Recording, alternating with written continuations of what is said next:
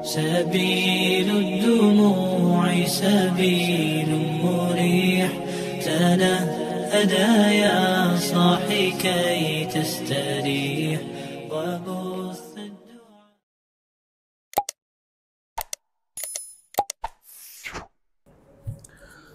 السلام عليكم ورحمة الله وبركاته. الحمد لله الذي أنعمنا بنعمة الإيمان والإسلام، والصلاة والسلام على سيد الأنام نبينا وحبيبنا محمد صلى الله عليه وسلم. اللهم لا علم لنا إلا ما علمتنا، اللهم علمنا ما ينفعنا وانفعنا بما علمتنا إنك أنت العزيز الحكيم. فقال جل شأنه في كتابه الكريم: أعوذ بالله من الشيطان الرجيم، بسم الله الرحمن الرحيم. خذ العفو وأمر بالعرف وأعرض عن الجاهلين.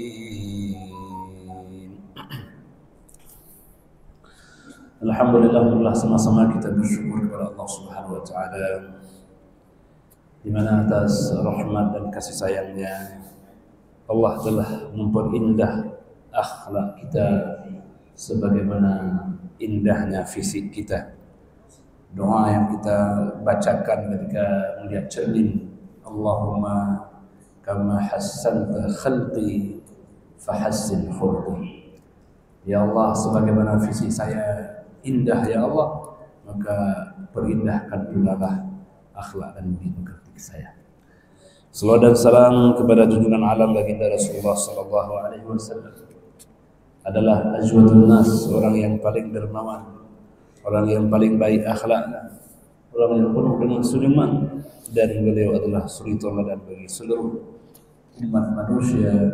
Laqad kana lakum fi Rasulillahi uswatun hasanah liman kana yarju Allah wal yawmal akhir wa dzakara Allah katsira. Sungguh Nabi sallallahu alaihi wasallam adalah sebagai uswah, sebagai suri tauladan bagi orang-orang yang beriman kepada Allah Subhanahu wa taala dan orang yang berzikir, ingat kepada Allah dengan sebanyak-banyaknya. Jemaah rahmati Allah Subhanahu wa taala, para agung kami yang hadir pada kesempatan yang sangat mulia ini. Dalam sebuah hadis disebutkan, ini bab tentang ad-dallu 'alal khair, orang yang menunjukkan satu kebaikan. Dia tidak bisa bersedekah, tidak bisa berinfak, tapi dia tunjukkan jalan ini, Pak. Jadi menunjukkan jalan orang itu adalah suatu kebaikan. Kita tidak ada harta untuk kita sedekahkan, tapi kita berikan cara baginya agar dia mendapatkan sesuatu, maka itu adalah suatu kebaikan. Jadi oleh karena itu, apapun orang meminta kepada kita, berikanlah, walaupun hanya sekedar kata-kata, walaupun hanya untayan kalimat yang menyejukkan dan yang menyenangkan. Jadi jemaah rahmatullah subhanahu wa ta'ala, jadilah kita insan yang mudah, yang membahagiakan, yang menenteramkan, yang orang selalu merindukan untuk duduk sebentar dengan kita. Dia sangat merasa bahagia bila sempat sebentar duduk bersama kita. Jemaah rahmatullah subhanahu wa ta'ala, haddatsana Muhammad bin Katsir qala akhbarana Sufyan an al-A'mash an Abi Amr asy-Syaibani an Ibnu Mas'ud al-Ansari radhiyallahu anhu qala jaa rajulun ila Nabi sallallahu alaihi wasallam. Datanglah seseorang kepada Nabi sallallahu alaihi wasallam. Jadi orang susah, orang senang, itu mesti kepada Nabi sallallahu alaihi wasallam. Jadi kalau pada masa sahabat, kalau ada masalah kemana datangnya? Ke Nabi sallallahu alaihi wasallam. Jadi makanya Nabi menjadi sosok yang selalu dibutuhkan oleh orang lain, karena beliau peduli kepada siapapun orangnya. Kepedulian itulah yang menjadikan Nabi sosok yang tak pernah terlupakan dalam sejarah kehidupan manusia, kepeduliannya kepada orang lain. Jadi datang seorang kepada Nabi sallallahu alaihi wasallam, faqal, beliau mengatakan, inni ubati abi. Wahai Rasulullah sallallahu alaihi wasallam, wahai Rasul, saya ini sudah ditelantarkan. Entah mungkin ada orang tuanya, entah ada saudaranya, pokoknya tak ada satupun yang memberikan perhatian kepadanya. Hidupnya tak jelas. Maka apa kata orang ini? Fahmilni ya Rasul, bawalah aku bersama. Karena beliau tahu ini Nabi adalah solusi. Tanggunglah aku bersamamu ya Rasul. Kita tahu juga Nabi kan bukan orang kaya. Ya. Kata Nabi, la ajid, saya ini tak punya juga. Saya tak punya. Nabi sampai 3 hari tak makan. Nabi sampai 3 hari tak makan. Ya, kecuali kurma dengan zam-zam saja. Ya, walakin i'ti fulanan. Nah, ini datang ke si fulan. Walaupun kita tak bisa membantu, biasanya kalau ke si fulan insyaallah ada. Itu satu kebaikan. Coba datang ke si fulan, fala'allahu ayyahmilahu. Boleh jadi fulan akan membantu menanggung kehidupan. Ya. Pokoknya Nabi tidak pernah menyia-nyiakan orang. Pokoknya Nabi tak pernah buat orang kecewa. Tak pernah Nabi buat orang kecewa. Jadi orang yang paling baik, orang yang tak pernah mengecewakan orang lain. Nah, jadi jemaah rahmati Allah, ya, dalam konteks inilah maka tidak ada jalan untuk mengecewakan orang lain, hatta kita hanya bilang coba datang ke si fulan, sudah menjadi solusi. Coba. Maka jemaah rahmati Allah Subhanahu wa taala, fa'atahu fahamilah. Rupanya betul dia datang kepada si fulan, betul si fulan ini memang dia mau untuk menanggung kehidupan. Memang ucapan Nabi itu mustajabah. Datang ke si fulan, ternyata betul. Fa'atan Nabiyya sallallahu alaihi wasallam fa akhbarahu. Maka dia tidak lupa balik ke Nabi, ya Rasul, betul saya sudah ditanggungnya. Ini orang juga luar biasa, dia tak lupa untuk berterima kasih. Kemudian faqal, Nabi mengatakan, man dalla ala khairin falahu mislu ajri fa'il. Orang yang menunjukkan kepada satu kebaikan, datang ke si fulan, fahala kita yang mengatakan ke si fulan sama dengan fahala si fulan yang menanggung orang tersebut. Kan tidak berat-berat sekali. Tidak berat-berat sekali. Jadi Nabi mengatakan orang yang menunjukkan kepada satu kebaikan, fahalanya itu sama dengan pelaku kebaikan. Kita mengajak orang salat, fahala kita, pahala dia, tanpa mengurangi fahala yang dia kerjakan. Jadi oleh karena itu, jemaah rahmati Allah, janganlah kita menyia-nyiakan kebaikan-kebaikan kita yang bisa kita raih selama dalam dunia ini. Karena orang seperti kekayaan, tidak ada orang bilang saya banyak kali pahala, tidak ada orang bilang itu. Tidak ada di hari kiamat bilang, Pak, saya banyak kali pahala. Yang ada apa?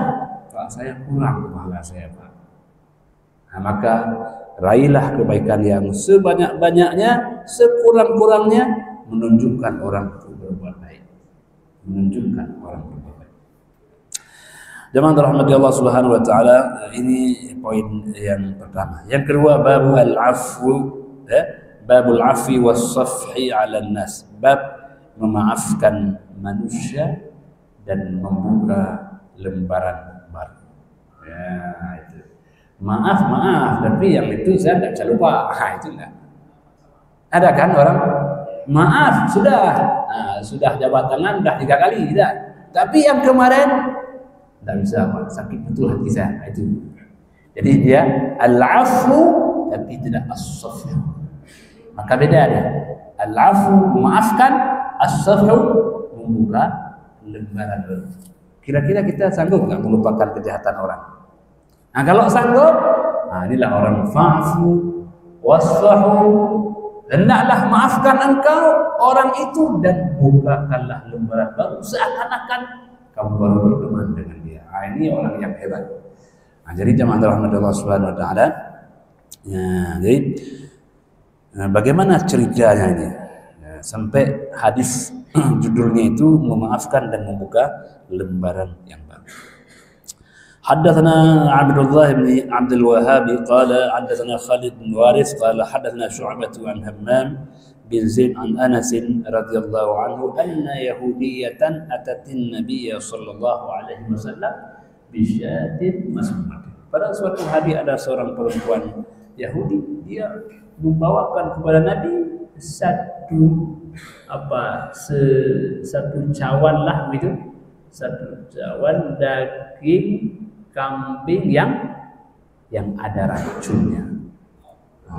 Dibawa untuk baginda Rasulullah Sallallahu Alaihi Wasallam. Bayangkan, dibawa satu daging kambing yang ada racunnya.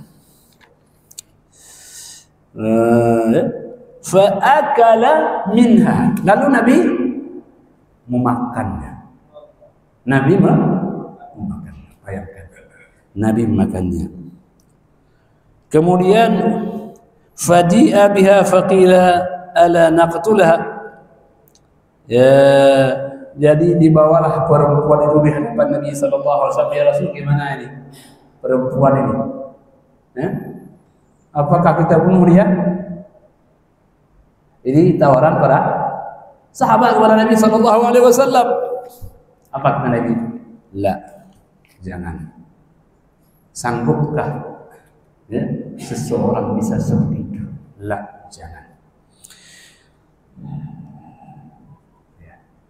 Maka itulah tingkatan yang memang luar biasa. Kayaknya tidak ada manusia yang bisa melampaui akhlak baginda Rasulullah Sallallahu Alaihi Wasallam. Tidak ada manusia yang bisa melampaui akhlak Nabi.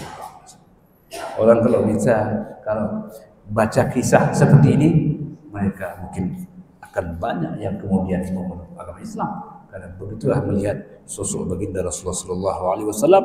Fama ziltu a'rifuha fi lahawati Rasulullah SAW.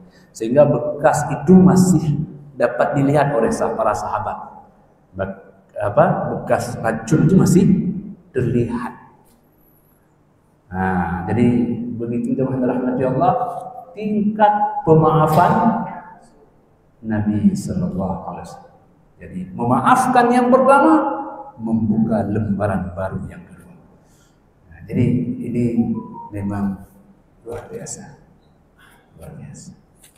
Ya, itu hampir mirip dengan kisah Suraqah, Suraqah yang kemudian hendak bunuh Nabi Sallallahu Alaihi Wasallam, tapi Nabi segera maafkan dia. Dan ketika dia kembali, yang susah rupanya bukan Nabi, yang susah adalah Suraqah. Setiap kali dia berjalan menjauh dari Nabi, pulang ke kampung halamannya, teringat apa salahnya Muhammad, harusnya berbeda. Terus begitu, sehingga tidur tak nyenyak, malam tak enak. Dia terus ingin bertemu dengan Nabi Sallallahu Alaihi Wasallam. Ingin apa? Ingin mohon maaf kepada baginda Rasulullah Sallallahu Alaihi Wasallam. Jadi itulah tanda orang baik. Jadi teman rahmati Allah, hingga nanti ada perang, ada raya Fathu Makkah, kembalilah Nabi Sallallahu Alaihi Wasallam ke kota Makkah. Lalu di sana Suraqah sudah menanti hendak minta maaf kepada baginda Rasulullah Sallallahu Alaihi Wasallam. Kira-kira Nabi maafkan tak? Nabi segera maafkan. Nabi segera maafkan Suraqah, dan para sahabat, marahnya luar biasa. Yang marah bukan Nabi, tapi sahabat.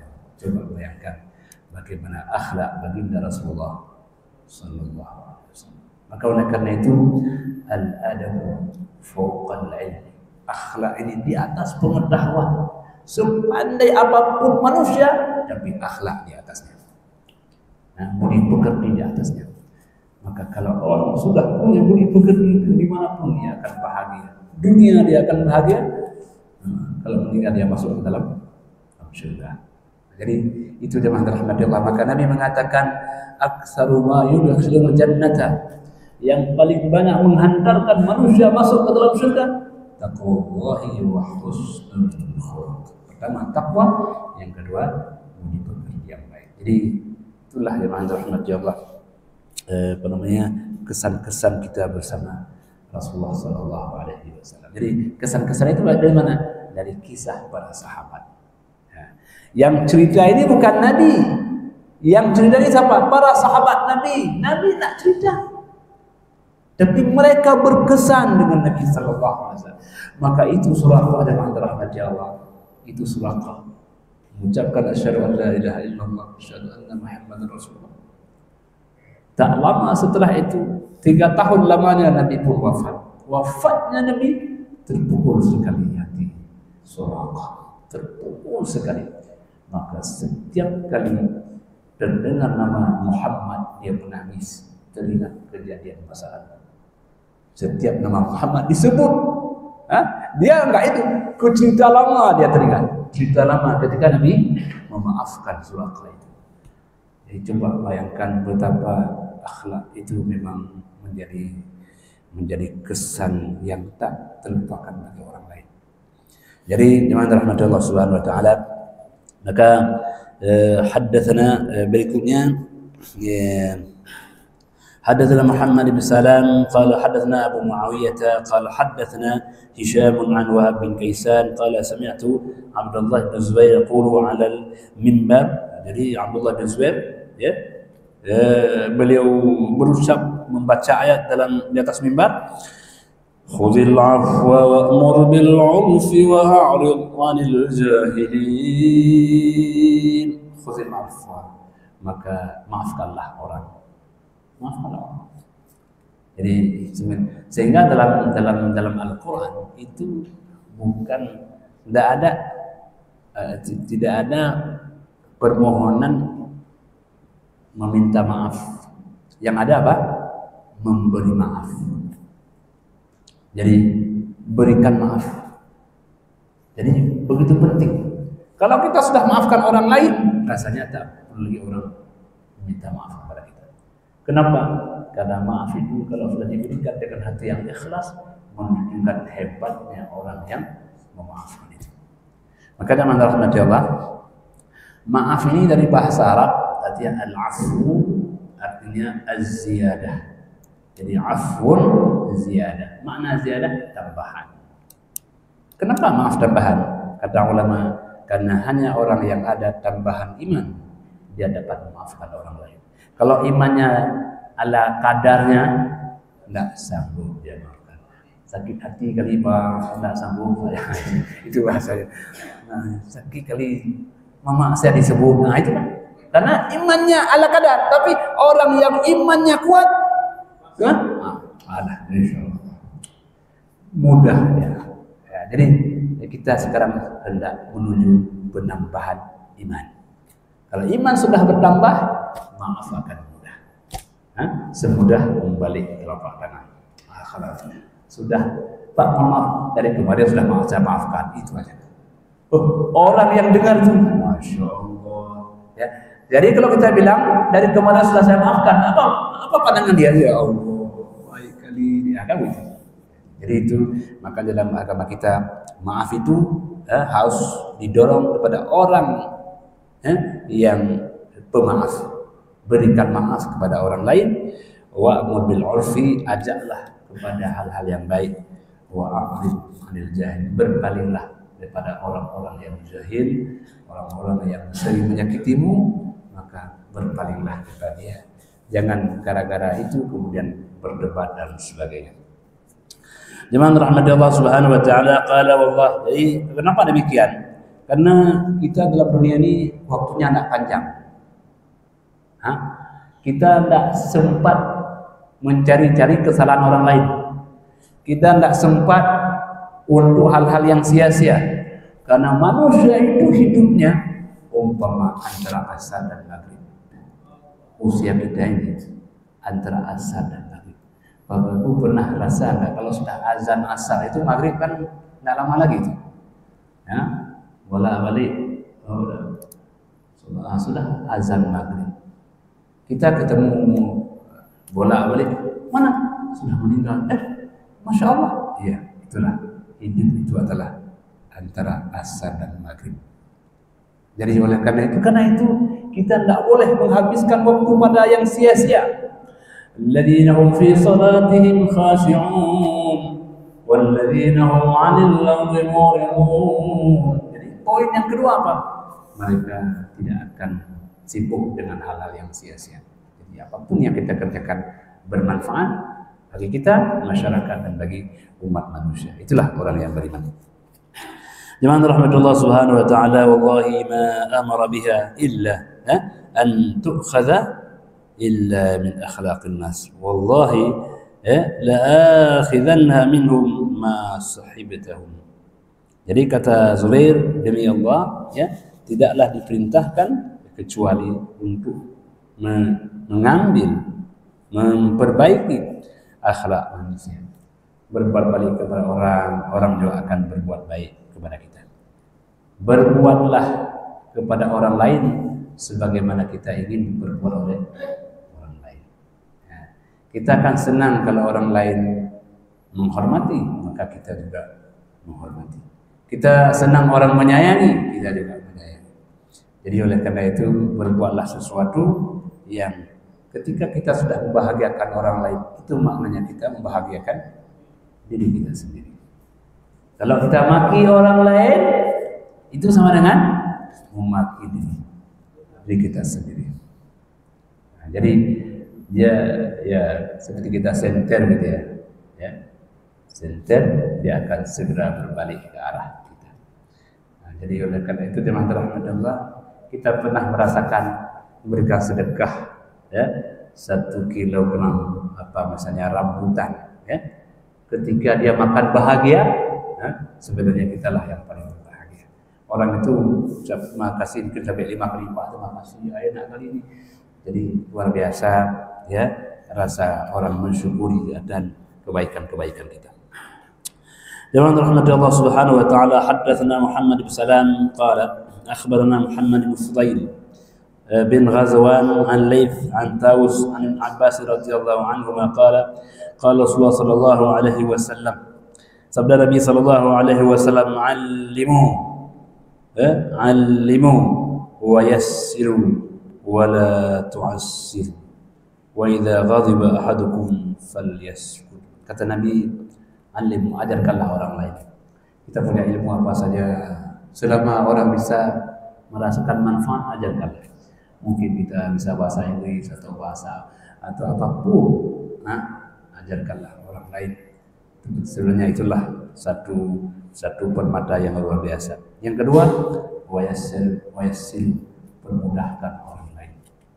Apapun, permudahkan.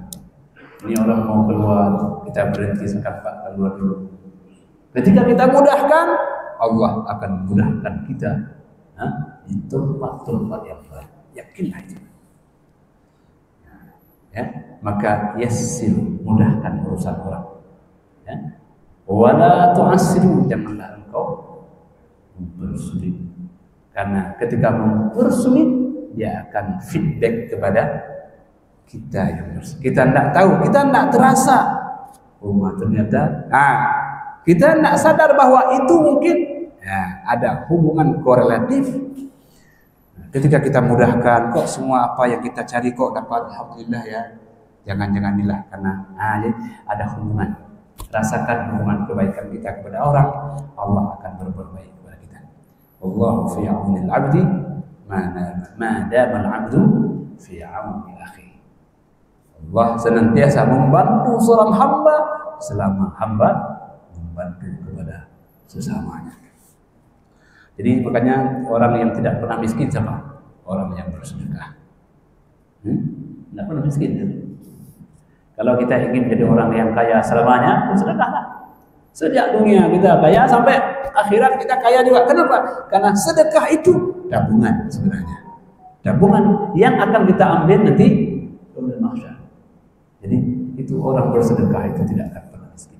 Maka oleh karena itu di antara rahmat Allah, sangat penting kita berbuat baik. Kemudian wa idza ghadiba ahadukum, kalau kamu marah kepada istrimu, kepada anakmu, kepada siapapun, apa perintah Nabi? Fal yaskut, maka diamlah. Kalau waktu marah jangan ngomong. Kalau ngomong apa? Keluar bahasa-bahasa yang kurang layak, yang kurang senonoh. Apalagi direkam orang, masya Allah. Jadi kalau kamu marah, falyaskut, maka hendaklah diam. Jadi maka diam itu sangat besar faedahnya. Ya. Jadi jemaah rahmat Allah Subhanahu wa taala.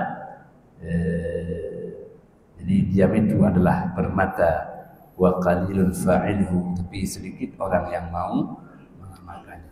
Jadi jemaah rahmat Allah Subhanahu wa taala itu yang penting dalam kehidupan kita. Kita pasti marah. Kalau tidak pernah marah, kita berarti bukan manusia. Kita adalah malaikat.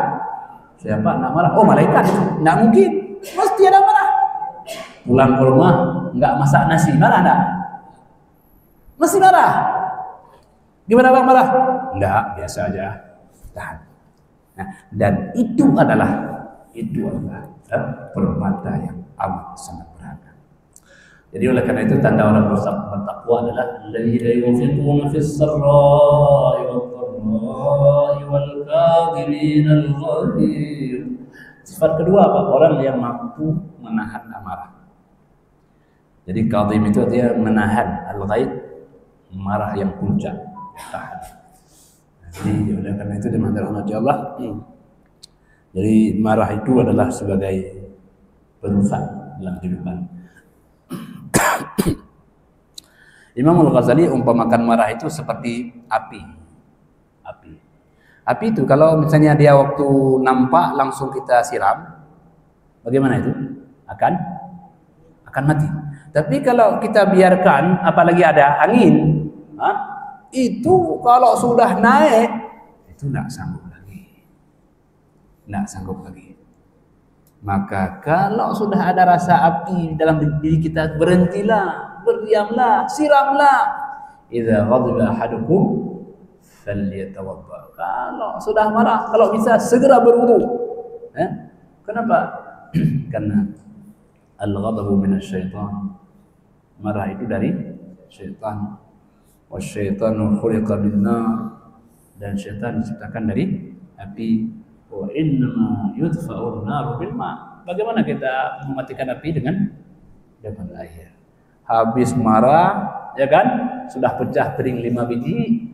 Oh ya Allah. Rugi saya, Pak. Kenapa? Pecah piring 5 biji. Ya, itu telat. Misalnya telat. Nah, jadi oleh karena itu, maka Nabi awalkan ingatkan kepada kita, ya. Wa idza ghadiba ahadukum falyaskut. Kalau sudah marah maka diam. Diam itu apa? Mengembalikan normal. Berpikir lurus. Oh ya. Nah, jadi kita akan kembali normal. Artinya marah tidak akan normal. Orang kalau sudah marah itu enggak normal lagi berpikir. Biar pecah sekalian. Kamu tahu? Nah, biar pecah sekalian. Nah, itu enggak normal. Nanti waktu sadar, ya Allah, sadar kembali. Makanya orang kadang-kadang kalau selesai cerai kemudian kan nyesal. Kenapa nyesal? Karena syaitan sudah pergi, tinggallah penyesalan. Tidak ada satu kejahatan kecuali dia akan mewariskan penyesalan. Jadi itu dimandat rahmat Allah Subhanahu wa taala. Poin berikutnya, babu al-inbisatu ilan nas. Bab tentang bermuka ceria, bermuka ceria kepada manusia. Kan kalau kita lihat aja, itu saya lihat beliau kok senyum terus ya. Ada nggak orang kayak wajahnya kayak senyum aja gitu? Al-inbisat. Inbisat itu lebar, bermuka lebar. Jangan keruh. Ya. Jadi wajah kita ini akan sehat, akan ganteng, akan cantik, ya kan? Kalau kita lebarkan dia, lebar senyum, ya. Nah, jadi alim bisab. Ya, tapi kalau keruh itu orang dia susah juga. Jadi susah orang. Jadi alim bisab. Kita melatih di rumah kita senyum, keluarga senyum. Itu apa? Latihan. Kalau sudah biasa, walaupun lapar tetap bisa senyum. apalagi lagi kenyang kan. Jadi itu perlu latihan. Semua perlu latihan. Orang kalau lari 4 kilo itu mesti latihan 1 kilo dulu, 1 kilo, 2 kilo. Nggak mungkin langsung 4 kilo, nggak mungkin tuh. Nggak mungkin. Nah, drop itu. Masih. Demikian jiwa kita juga butuh latihan jiwa. Jiwa juga butuh dilatih. Ya, jadi melatih itu raga dan jiwa. Ya. Melatih jangan cepat tersinggung. Ya. Melatih jangan cepat apa gitu ya. Jangan cepat amarah. Jadi itu perlu latihan. At-tadrib. Latihan. Ya, jemaah rahmati Allah Subhanahu wa taala. حدثنا محمد بن سنان قال حدثنا فليح بن سليمان قال حدثنا هلال بن علي عن عطاء بن يسار قال لقيت عبد الله بن عمر بن عاص ابن عمرو بن عاص radhiyallahu anhuma faqultu. Ya, jadi ini saya bertemu dengan Abdullah bin Amr bin As, ya. Ini yang bertemu siapa? Atha. Nah, waktu temu apa? Beliau bilang akhbirni an sifati Rasulullah sallallahu alaihi wasallam. Coba ceritakan kepada saya sifat Nabi itu macam mana sih? Jadi para sahabat itu kalau bertemu dengan siapapun dia ingin mengambil manfaat, istifadah. Jadi kalau orang ada ilmu apa gitu ya, kalau orang bahasa Inggris minta bahasa Inggrisnya, kalau ada orang tafsir cari tafsirnya. Kalau ada orang ilmu olahraga, cari olahraga. Jadi kalau ketemu orang, ambillah hikmah pertemuan. Jangan sia-sia pertemuan itu. Nah, itu. Jadi itu orang yang paling baik. Kalau sudah berpisah apa? Mohon doakan saya ya. Tetap minta mohon doakan saya ya. Nah, jadi begitulah kira-kira dalam kehidupan kita selalu melihat orang lain lebih baik. Orang lain lebih mustajabah doanya. Orang lain lebih dekat dengan Allah Subhanahu wa taala. Nah, jadi itu perspektif orang beriman kepada orang lain. Jemaah rahmatullah subhanahu wa taala, jadi kata Atha ya kepada Abdullah bin Amr, wahai Abdullah, coba ceritakan kepada saya sifat baginda Rasulullah sallallahu alaihi wasallam fit Taurah yang ada dalam kitab Taurat. Ya. Jadi Nabi belum ada, sifatnya sudah ada. Dalam Taurat. Masya Allah. Jadi luar biasa baginda sallallahu alaihi wasallam. Jadi dikenal oleh penghuni langit dan dikenal oleh penghuni bumi. Jadi Nabi tidak ada yang tidak kenal. Hatta makhluk binatang sekalipun, kalau Nabi panggil dia akan segera datang. Itu insyaallah. Jadi oleh karena itu satu hal yang membahagiakan orang bisa bertemu dengan Nabi sallallahu alaihi wasallam. Nah, kita macam mana? Insyaallah kita bertemu di mahsyar kelak nanti. Hadirin rahmatullah subhanahu wa taala. Jadi qala ajal tentu, kata Abdullah tentu. Wallahi innahu lamawsufun bit Taurah. Sesungguhnya sifat beliau sallallahu alaihi wasallam sudah ada dalam Taurat. Bi ba'di sifati fil Quran, yang sebahagiannya sudah juga disebut, yang sebahagian apa yang disebut dalam Al-Quran. Jadi yang di Taurat ya itu sebagaimana yang sebahagian ada dalam Al-Quran, yang Allah mengatakan ya ayyuhan nabi inna arsalnaka syahidan wa mubasysyiran wa nadhira. Wahai nabi. Jadi begitu Allah menghormati Rasul, beliau tak sebut namanya. Beliau sebut apa? Sebut gelarnya. Sebut gelarnya. Tidak ada ya Muhammad, tidak disebut. Makanya dalam Al-Quran kita lihat, alhamdulillahilladzi anzala ala 'abdihi, bukan ala Muhammad, ala 'abdihi al-kitab wa lam yaj'al lahu 'iwaja. Begitu Allah memuliakan baginda Rasulullah sallallahu alaihi wasallam sehingga Allah mengatakan innallaha wa malaikatahu yusholluna 'alan nabi ya ayyuhalladzina amanu shallu 'alaihi wa sallimu taslima. Jadi wahai orang-orang yang beriman, innallaha wa malaikatahu, Allah dan malaikat berselawat kepada Nabi. Allah dan malaikat berselawat. Wahai orang yang beriman, ayo selawat dan salamlah kepada Rasulullah sallallahu alaihi wasallam. Jadi begitulah kemuliaan baginda Rasulullah sallallahu alaihi wasallam. Jadi wahai Nabi, inna sesungguhnya kami arsalnaka, turunkan engkau ke alam semesta ini syahidan, sebagai saksi. Saksi akan perbuatan hamba, akan perbuatan umat, mubasyyiran, sebagai pembawa kabar gembira, yang apabila berbuat baik maka syurga tempat kelaknya, wa naziran, dan peringatan bila berbuat tidak baik maka nerakalah tempat kembalinya. Kalau Allah akan masuk syurga karena rahmatnya, kalau Allah masukkan neraka karena adalahnya. Kalau ada orang masuk syurga bukan karena amalnya, bukan. Karena amal kita tidak cukup untuk harga syurga. Amal hamba itu tidak cukup untuk harga syurga. Karena syurga itu sangat mahal untuk dianggarkan harganya. Ma la 'ainun ra'at wa la qudun sami'at wa la khatra fi qalbil bashar. Maka teman rahmatullah subhanahu wa ta'ala, jadi ini baginda sallallahu alaihi wasallam, wa hirzan lil ummiyin anta 'abdi wa rasuli. Wahai Muhammad, engkau adalah hambaku dan engkau adalah utusan. Jadi betapa tidak mulia ketika Allah mengatakan Muhammad, engkau adalah hamba, engkau adalah utusan. Jadi ketika nama nisbahkan kepada Allah, maka itu namanya kemuliaan. Kemuliaan. Jadi engkau adalah hambaku dan engkau adalah rasulku.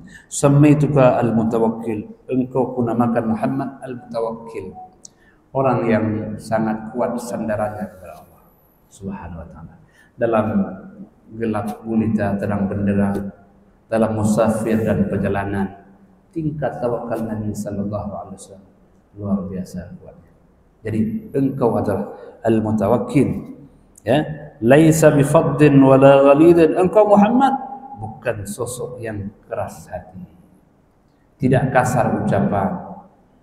Jadi orang kalau ketemu Nabi itu langsung, ini Nabi. Kenapa?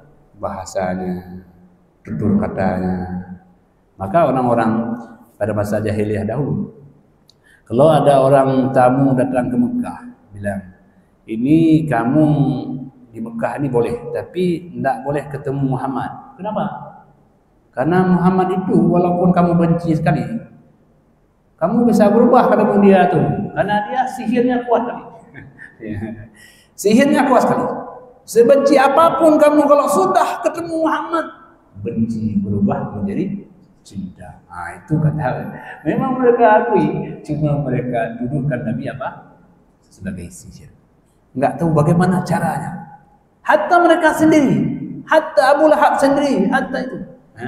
Begitulah Nabi adalah sosok yang mengesankan. Jadi teman-teman kepada Allah Subhanahu wa taala, maka sahabat ini seakan-akan mereka tak bisa hidup tanpa Nabi sallallahu alaihi wasallam. Walaupun hanya sekedar melihat wajahnya sebentar sudah cukup untuk melepaskan kerinduan kepada Nabi sallallahu alaihi wasallam. Jadi oleh karena itu teman-teman rahmatullah Allah, memang kita tak bisa bayangkan bagaimana itu adanya, tapi begitulah dalam kisah disebutkan. Hamba Allah yang dimuliakan Allah Subhanahu wa taala, wala sakhaf bil aswaq. Itu Rasulullah bukanlah sosok yang berteriak-teriak di pasar. Suara lembut, ya. Kalau ngomong itu masya Allah, ya. Wala yadfa as-sayyiati bis-sayyi'ah. Kalau ada kejahatan, beliau tak balas dengan kejahatan. Bila ada kejahatan, beliau pasti balas dengan kebaikan. Itu, ya. Jadi itulah baginda sallallahu alaihi wasallam. Jadi tentu kita banyak membaca kisah-kisah Nabi sallallahu alaihi wasallam, bagaimana orang berbuat jahat kepada beliau, tapi Nabi selalu membalasnya dengan kebaikan. Walakin ya'fu wa yaghfiru. Apabila ada orang berbuat tidak baik, beliau segera memaafkan dan memohon minta ampun kepada Allah Subhanahu wa taala. Jadi bukan hanya Nabi memaafkan, tapi beliau minta ampun, ya Allah maafkanlah mereka itu. Begitulah lapangnya dada Nabi sallallahu alaihi wasallam. Jadi oleh karena itu tanda orang baik dia selalu berprasangka baik kepada orang lain. Tanda orang baik selalu misalnya Assalamualaikum, orang enggak jawab, apa dia bilang? Mungkin ada mahal. Langsung dia ambil, mungkin ada mahal. Enggak perlu dia tanya kenapa kemudian enggak jawab. Nah, dia sudah mengambil kesimpulan mungkin ada. Kalau diundang enggak datang, mungkin ada halangan. Begitulah orang baik selalu mengedepankan prasangka baik pada orang lain sehingga hatinya lapang, tentram, bahagia. Bertemu dengan siapa saja selalu merasa ada bahagia. Demikian apa yang dapat kita bacakan. Hadanallahu wa iyyakum ajma'in. Wassalamualaikum warahmatullahi wabarakatuh.